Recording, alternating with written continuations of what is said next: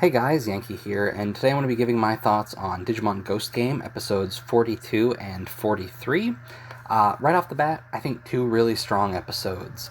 Episode 42 is called Human Hunter, and both of these episodes, I've talked about this before, like, the Digimon is either revealed right away or it's sort of left a mystery. Both of these episodes reveal the Digimon we're dealing with right away. Uh, the Digimon in episode 42 is Oberomon. He is a very new Digimon, and I think he was introduced on the Vital Bracelet, and I think he was introduced on one of the characters from the show. So it was either like one of the Gamamon Dims, or the Angoramon Dims, or the Jellymon Dims, or maybe it was the who was it? Ryudamon and Espimon also got Dims. So one of those is where he was introduced. Um, his design's really cool. He's just a skeleton guy with some fire and like a sword that comes out of his hand, I think. Uh, he's cool. I like him a lot. And there's a group of them, and they are going around kidnapping people, and sort of like the mystery of the episode is like, oh, people think Onis are coming and kidnapping people.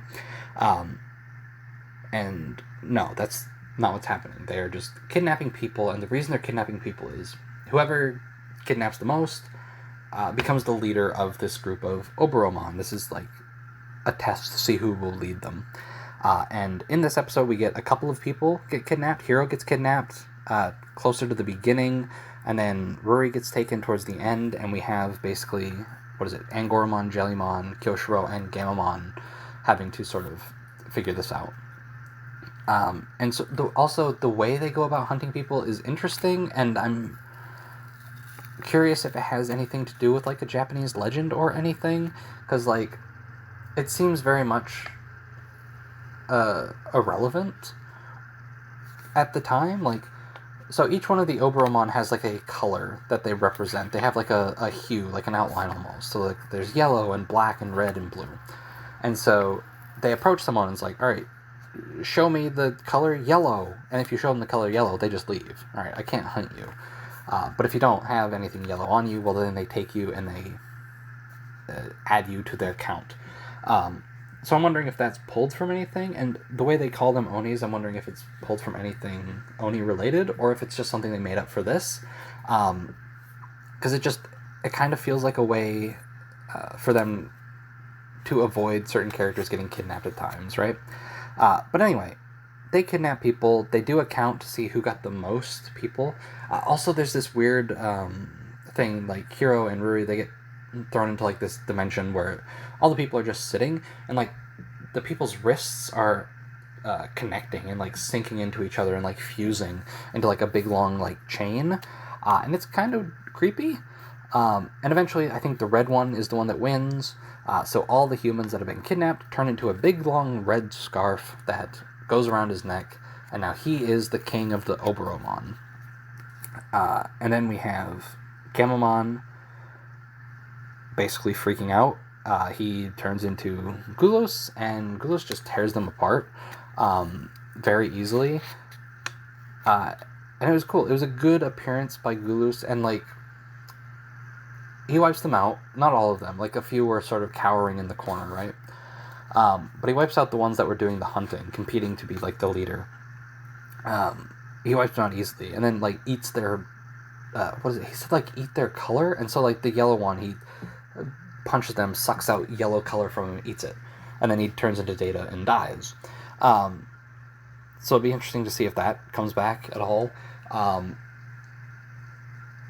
then we get like another back and forth between Hiro and Gulos, where Gulos basically says, "Look, you can't get beaten by weaklings like this. Like, what are you doing?" And that's it. And then he just turns back into Gamamon, and then end of the episode. We get another black Digimon that shows up, Black Growlmon. He's just hanging out in the shadows. And then we also get a reference, I think this happened before, right? To where somebody calls Gulos Gamamon the Jet Black Champion. Like, I feel like I've heard that before, and I don't know if it's something I've actually heard in the show already, or if it's something I've heard just around while the show was airing, because it's been a while. I'm very behind on this show, and I'm slow to get caught up. But I'm pretty sure it's been mentioned before. But yeah, episode 42, pretty good. Another really cool showing for Gulas Gamamon. Next episode, I don't have many notes on it, but it was probably one of the creepier episodes of this show. It is called Red Eye. And again, right away we are introduced to the Digimon. It's Eismon, who is also a pretty new Digimon. I think he was introduced in the Digimon Adventure reboot. I didn't watch that, so this is my first experience with him. And so there is a girl on a computer, and she is interested in learning something. I forget. There was a few people through this that had desires to learn things. Like, I want celebrity gossip or something. And it's like, all right, my eyes, I'll give you these eyes so you can learn more or something like that. And so basically he takes their eyes, and there's a scene a little bit later in the show where you see him basically put his hands into a girl's head, pull her eyes out, and then replace them with his own, like, red eyes, which is, I don't like it.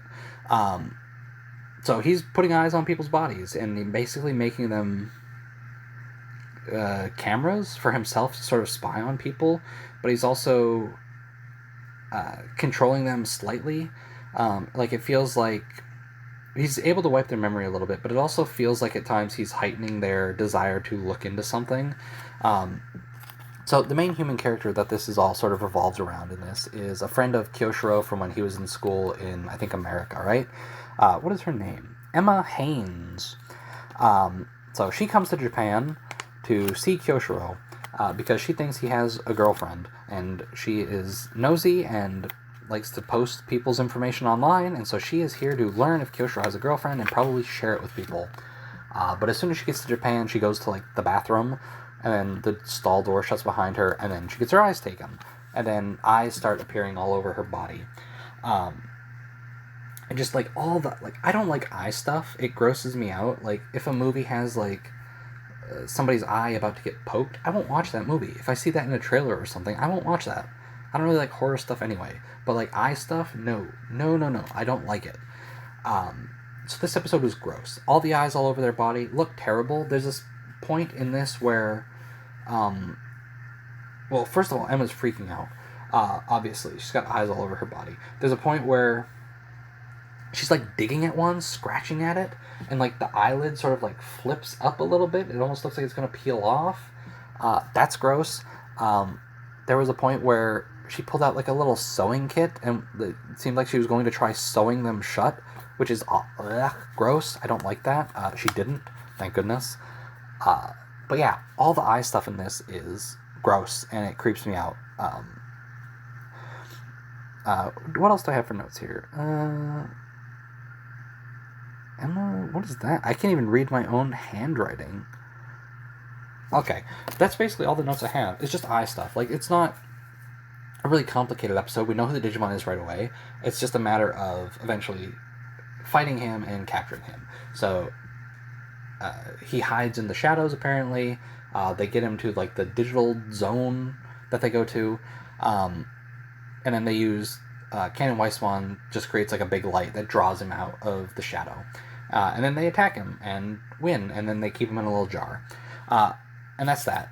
Basically, Emma, also, again, being nosy, she, because of this, learns about the Digimon.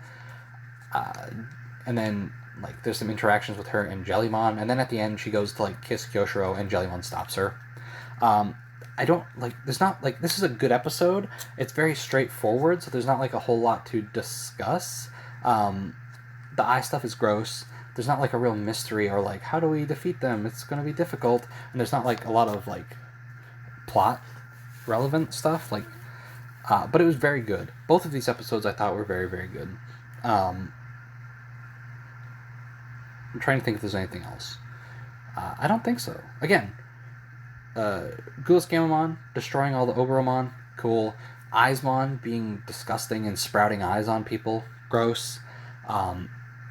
I don't know if Emma is going to come back.